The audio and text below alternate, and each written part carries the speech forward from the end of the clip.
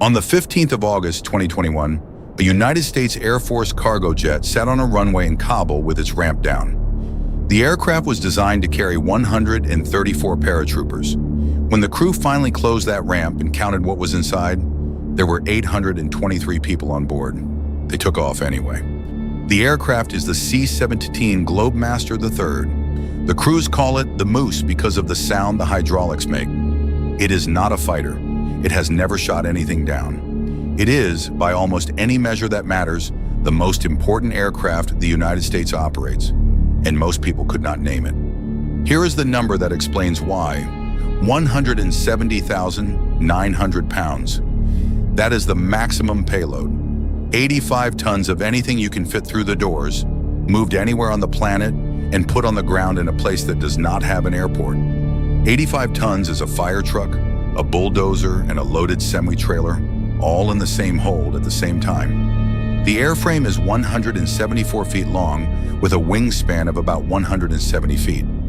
4 turbofan engines, each producing over 40,000 pounds of thrust. The tail stands 55 feet high, roughly the height of a 5-story building. And all of that is operated by a crew of 3. 2 pilots and 1 loadmaster. That is the entire flight crew. A jet the size of an apartment block, carrying the weight of a small building, flown across oceans by 3 people. The loadmaster is the one who decides what goes in the back, where it sits, and whether the aircraft is safe to fly. Because the cargo hold is the entire point. It is 88 feet long, 18 feet wide, and 12 feet high. Not a passenger cabin with seats bolted in. A rectangular steel box with a floor built out of rollers and rails, designed so that a load can be pushed in, locked down, and pushed back out in minutes. Seats fold out of the walls. The rollers flip over to give a flat floor for vehicles, then flip back for pallets. A crew can change what the aircraft is in the time it takes to refuel it. It will carry an M1 Abrams main battle tank, 70 tons of armor, driven up the ramp under its own power, chained to the deck, and flown to another continent. There is no other American aircraft that does this routinely. If a tank needs to be somewhere tomorrow instead of next month, this is the only way it happens. Now the part that should not be possible. An aircraft that size, fully loaded, normally needs a long, reinforced runway. The C-17 was designed to land on a strip 3,500 feet long and 90 feet wide. For scale, a commercial airliner of similar weight wants roughly twice that length and a great deal more width. And it does not need pavement, dirt, gravel, a graded strip cut into a field. The aircraft was built from the beginning to operate into places that have no airport at all, which means the cargo does not stop at a hub and wait for trucks. It goes to the place that actually needs it. The trick is in the wings. On approach, the flaps drop directly into the exhaust of the engines, and the engine wash is deliberately blown across them. That blown air generates lift at a speed where the wing alone would simply stop flying. It is called propulsive lift, and it lets a very heavy jet fly a very slow, very steep approach. Look at a C-17 on final, and the flaps are hanging in the jet blast, taking the full heat of 4 engines, because that is the design. The engines are not just pushing the aircraft forward, they are holding it up. The steep part matters. A shallow approach needs miles of clear air ahead of the runway. A steep one does not, which means the aircraft can drop into a valley or into a strip surrounded by terrain and still stop in the distance available. It arrives like something much smaller than it is. Then the thrust reversers. On most jets, reversers dump air backward and sideways. On this one, they direct it up and forward, away from the ground, specifically so the engines do not inhale the dust, gravel, and debris that they just landed on. On a dirt strip, that detail is the difference between flying home and not. Those same reversers do something that looks like a trick. A fully loaded C-17 can put its engines into reverse on the ground and back the aircraft uphill on a 2% slope. 85 tons of cargo, reversing under its own power, with no tug and no ground equipment, because at a bare strip there is none. The landing gear carries the rest. 14 wheels, 12 of them on the main gear, arranged to spread the aircraft's weight across a surface that was never engineered to hold it. Without that, the jet would simply sink into soft ground. With it, a runway can be something a bulldozer made last week. It does not always land at all. The ramp opens in flight, and the load leaves the back on parachutes. Heavy platforms are pulled out by a drogue chute and dropped onto a field.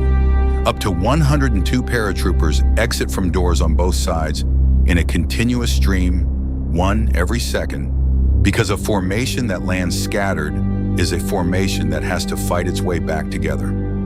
The aircraft never touches the ground, and the cargo still arrives.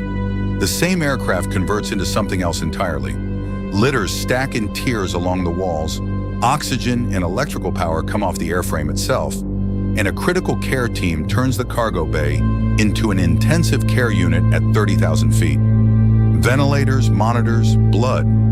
A patient can be stabilized in a field hospital and be in a hospital bed on another continent the following day. Before this aircraft existed, that journey took a week, and a great many people did not have a week. And it refuels in the air. A boom operator in a tanker flies a fuel line into a receptacle just behind the cockpit, and the range limit stops being about fuel. It becomes a question of how long the crew can keep working. The aircraft itself will simply keep going. Put those together and you get the thing the Air Force actually built. Not a bomber, not a fighter. A machine that can pick up 85 tons anywhere in the world and put it down anywhere else in the world on a surface that is not a runway within a day. That capability has a name, global reach. Which brings us back to Kabul. In August of 2021, one airfield was the only way out of the country. The perimeter was crowded, the schedule had collapsed, and aircraft were landing into a situation that changed between one approach and the next. A crew from Dover Air Force Base, callsign Reach 871, had their aircraft surrounded before they could finish loading. The published figure for passengers on this aircraft is around 134 paratroopers. Configured for large passenger loads, it might carry 300.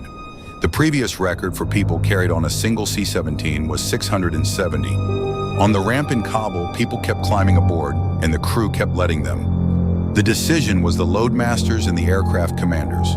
Not whether they could fit more people in, but whether the aircraft could still fly with what was already inside it, and whether closing that ramp meant leaving people behind. There is no procedure for that. The manual assumes cargo, and cargo does not climb aboard on its own. They ran the numbers on what they had, they closed the ramp, and they took off. 823 people, 640 adults, and 183 children, standing on a bare cargo floor built for pallets and tanks. The crew was later awarded the Distinguished Flying Cross with Valor.